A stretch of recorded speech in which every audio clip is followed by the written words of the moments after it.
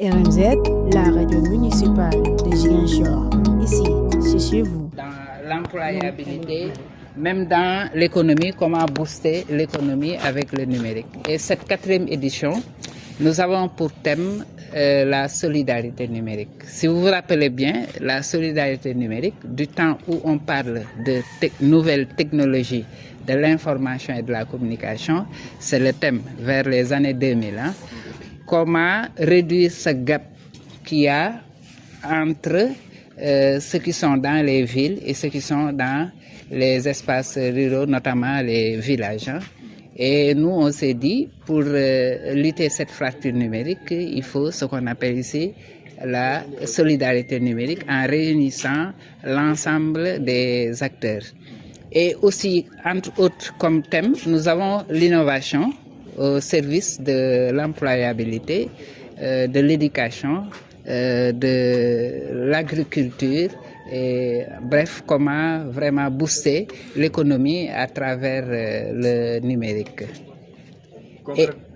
Et aujourd'hui, nous clôturons cette 4e édition ici à Ziguinchor.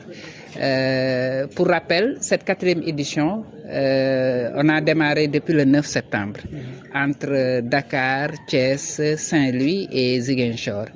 Et par rapport à cette activité vacances numériques, c'est 4 activités dedans.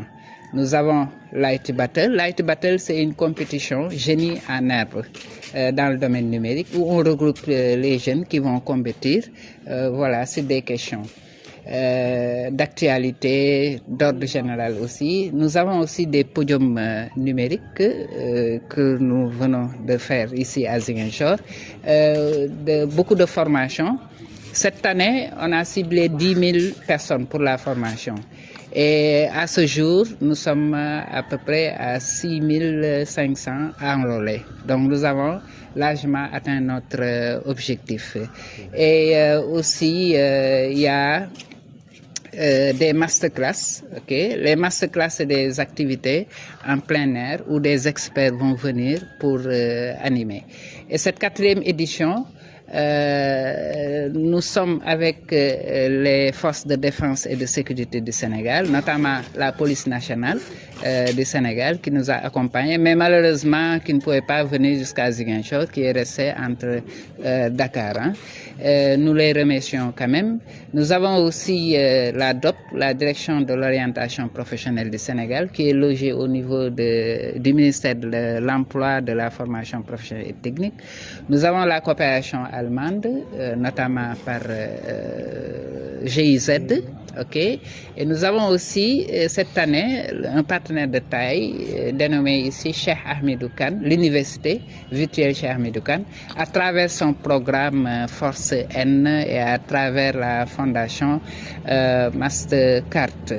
Et telle activité ne pourrait se réaliser sans aussi l'appui des autorités. Je veux nommer ici la mairie de Ziguinchor, vraiment, qui nous a accueillis, et le conseil départemental.